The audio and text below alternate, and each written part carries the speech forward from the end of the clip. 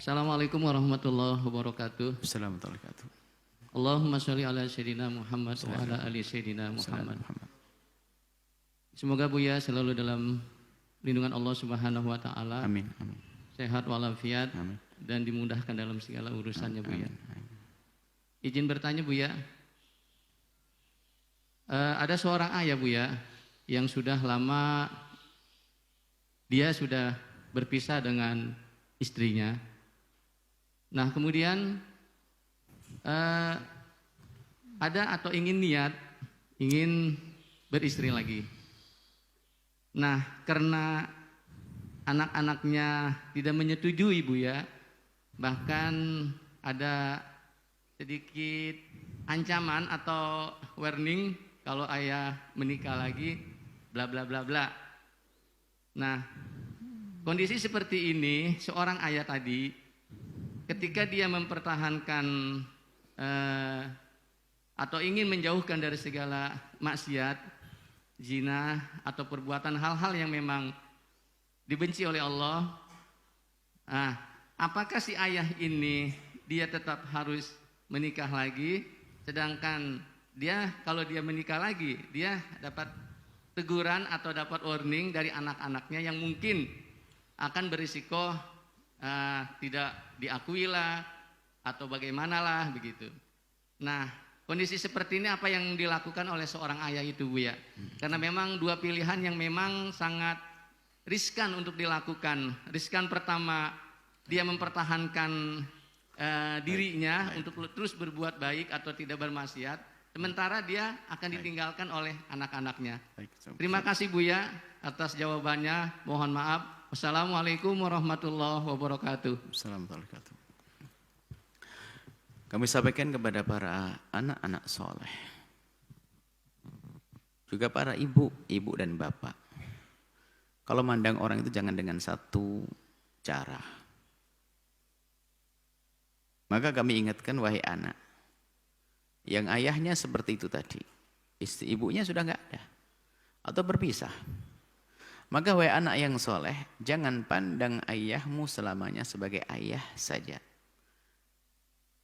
Tapi pandang beliau adalah seorang pria yang punya hajat pribadi yang tidak bisa diwakilkan ke siapapun.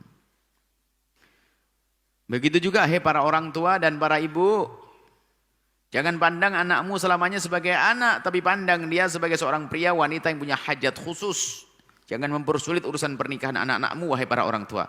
Sebab permasalahan-permasalahan ketidakmengertian. Sehingga ada orang tua itu melarang anaknya menikah. Padahal anaknya sudah umur SMA atau SMA, kuliah. Dia pengen nikah, dilarang. Jangan kamu nikah pokoknya. Pokoknya Umi tidak tega, tidak rela kalau menikah. Sementara sang anak ini syahwatnya tinggi. Sudah kenal dengan lawan jenis. Akhirnya betul, keluar dari kuliah. Selesai kuliah, dapat gelar sarjana ekonomi plus pezina. Na'udzubillah. Hati-hati orang tua. Jangan pandang anakmu selamanya sebagai anak. Pandang sebagai wanita, sebagai pria yang punya hajat khusus yang di saat memerlukan nggak bisa digantikan oleh siapapun. Bukan kayak urusan makan. Kalau orang makan nggak boleh makan lontong, bisa makan ketupat. Ini nggak bisa. Kalau tidak halal, pintu haram dibuka. Begitu juga wahai para anak, tolong dengar ini. Jangan jadikan ayahmu atau ibundamu itu melakukan kehinaan. Na'udzubillah. Jadi kalau memang ibundanya, mungkin seorang janda atau ayahandanya yang duda tadi, kemudian punya hajat pribadi, jangan melarang, nggak boleh melarang. Dosa melarangnya. Adapun sang ayah, ini masalah urusan pribadi yang nggak bisa dong. Ya mungkin caranya saja, atau mungkin dibuat bagaimana dengan wanita yang bisa mengerti keadaannya. Mungkin anak-anak tidak harus mengerti terlebih dahulu, atau mungkin biar didudukkan dengan orang lain.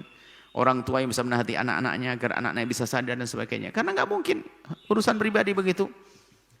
Kalau tidak melakukan kehinaan, na'udzubillah, dosa gede. Sehingga ada orang takut kepada anak, tidak takut kepada Allah. Tinggal caranya saja yang benar, kemudian mendapat wanita yang benar, pada akhirnya sang anak juga nerima nanti. Karena ini harus dijaga masalah keharaman. Maka kami himbau kepada siapapun, membuka pintu halal itu penting. Jangan sampai itu halal kita persulit. Jadi sang ayah tersebut kalau memang dia yang mengukur dirinya, kalau dia syahwatnya sudah nggak kuat, dia menikah. Mungkin dengan wanita yang bisa mengerti, artinya tidak harus punya anak lagi. Mungkin wanita janda yang sudah punya anak juga, yang penting kebutuhan pribadinya terpenuhi dengan cara terhormat dan seterusnya, saling menolong. Mungkin ada wanita yang punya hajat yang serupa, selesai. Jadi jangan sampai ada, kita pernah, naudzubillah, semoga Allah mengampuninya, seorang wanita, dia ditinggal suaminya meninggal dunia, dia anaknya masih kecil waktu itu. Sampai anaknya sekarang anaknya kuliah. Waktu dulu dia tiba-tiba menangis datang. Menangis kenapa? Saya waktu mau nikah anak saya masih SD waktu itu. Dia belum mengizinkan. Dan saya bisa bertahan 5 tahun, Bu ya. Tahun ke-6 saya kepleset. Waktu tahun-tahun sebelumnya karena anak saya masih dengan saya bisa ngerawat kesibukan dengan anak. Di saat anak saya kuliah, saya sendirian tak taunya disitulah saya tercepleset. Naudzubillah masuk zina. Gara-gara anaknya melarang. Menangis dia, nyesel ibunya. Nah sudah keburu zina. Anaknya kuliah, dia di rumah. Ada anak pikiran kemana-mana. Naudzubillah. Urusan syahwat hati-hati. Takutlah semua kepada zina. Di sisi lain kita harus bisa membuka pintu halal itu. Buka pintu halal, jangan persulit pintu halal. Baik seperti itu. Sahabat Al-Bahjah TV, setelah menyaksikan video ini, jangan lupa bersolawat kepada baginda Nabi Muhammad. Shollu ala Nabi Muhammad. Allahumma sholli alaihi wa ala alihi wa sahbihi.